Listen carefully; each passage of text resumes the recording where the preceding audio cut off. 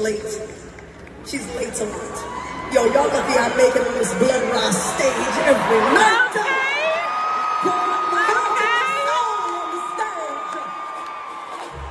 But I don't do it because they let me do it. I do it because I stand here in the name of God and I do it. God is the one who allows me to do it.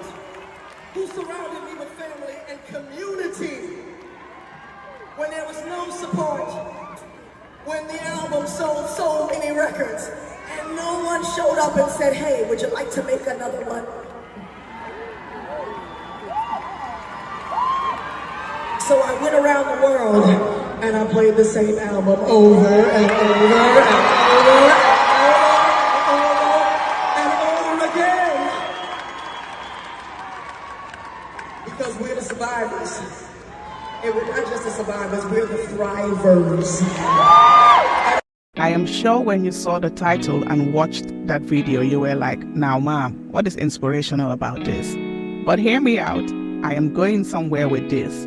There's always a marketing lesson to be learned. And I promise by the end of this 3-part video essay, you will understand exactly what I mean by Lauryn Hill's Lateness is both sad and inspirational, and how you too can learn some of the marketing strategies that you can apply for your own business.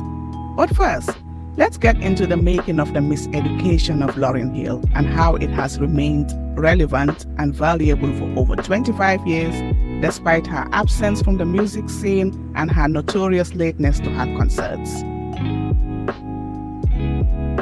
Lauryn Hill is a singer, rapper, songwriter, producer, and actress who rose to fame as a member of the hip-hop group The Fugees, alongside with Wyclef Jean and Pras Michael. The Fugees achieved worldwide success with their second album, The Score, in 1996, which featured its hit Killing Me Softly.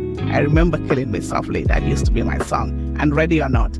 The album sold over 17 million copies and won 2 Grammy Awards, including Best Rap Album.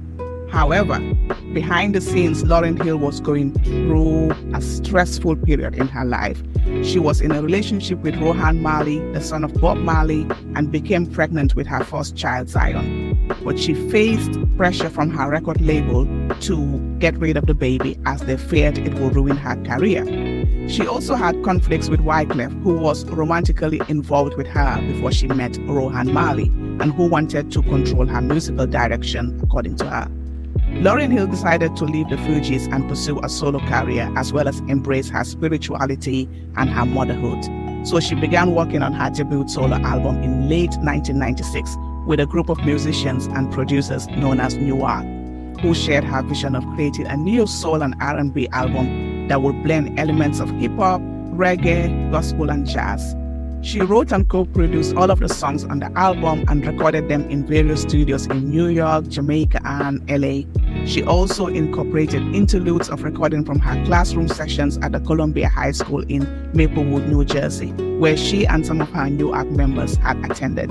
The interludes featured discussions on love, God, identity, and empowerment, which mirrored the themes of the song. And the album, titled Miseducation of Lauryn Hill, was released on August 25th, 1998. Remember this date. It's important as we go on to the next chapter. The main reason why The Miseducation of Lauryn Hill was not only a successful album, but also a cultural phenomenon is purely because of this. The album addressed universal and timeless themes that resonated with people of different backgrounds, ages, and generations. She sang and rapped about love, about God, about identity, about empowerment, and how they related to her own personal experiences and struggles. She also expressed her opinions and perspectives on various issues such as racism, sexism, materialism, and spirituality. She used her music as a tool to educate, inspire, and empower her listeners, and challenge them to think critically and independently. And some of the songs that show these themes are Everything is Everything, which conveyed a message of hope and optimism in the face of adversity and encourage people to pursue their dreams and potentials. Lost Ones, which criticized the greed and corruption of the music industry. and then Can't Take My Eyes Off You, which was a cover of the 1967 classic by Frankie Valli. She explored various themes. If you listen to the Miseducation of Lauryn, you know that, because the album also challenged the stereotypes and expectations of women, especially Black women in the music industry and society at large. She defied the norms and conventions of how women were supposed to look, how they're supposed to sound and act, and created her image and identity. Lauryn was comfortable in her natural hair, minimal makeup, comfortable clothes, and she rapped and sang with confidence and skill. You could just hear that on that album. It's like she knew she was going to kill this album, right? She spoke her mind, expressed her emotions, and did not compromise her values or principles. And some of the songs that show some of these challenges were Superstar. She mocked like the artificial and superficial nature of fame and celebrity. And then on Final Hour, she showcased her rap skills and flow and proved that she could hold her own against any male rapper. The album was a huge success. It is still a huge success, but when it launched, it debuted at #1 of the Billboard 200 chart, selling over 422,000 copies in its first week. It became the first album by a female artist to sell over 10 million copies in the US and over 19 million copies worldwide. It also won 5 Grammy Awards in 1999, including Album of the Year, Best R&B Album, Best Female R&B Vocal Performance, Best R&B Song, and Best New Artist. And Lauryn Hill became the first woman to win 5 Grammys in one night and the first hip-hop artist to win Album of the Year.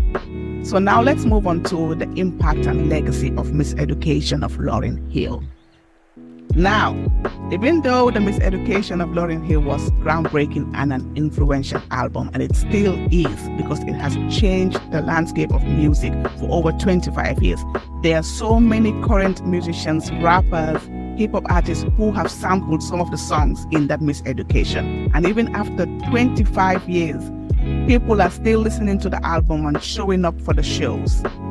In marketing, this is called an effective evergreen product, and it's every company's dream, because an effective evergreen product is one that remains relevant and valuable over a long time. Regardless of changing trends or seasons or whatever's happening, it's able to generate consistent demand and revenue over the years without requiring much maintenance or updates. Lauryn Hill's Miseducation is an evergreen product. In fact, it's the evergreen of evergreen products. However, we can't help but see the paradox of Lauryn Hill's Lateness and her evergreen product, in that it reveals both the flaws and the greatness of Lauryn Hill as a person and as an artist. Because on one hand, some might say she has failed to live up to her potential and talent. But on the other hand, in an industry that is fickle and known to move on to the next hype real fast, Lauryn Hill created a masterpiece that has transcended time and space and touched millions of people with her music and message. So much so that they still show up to her shows in thousands, despite her being always late and telling them that they should be grateful that she showed up. Who else has been able to achieve that? Think about it and let me know in the comments.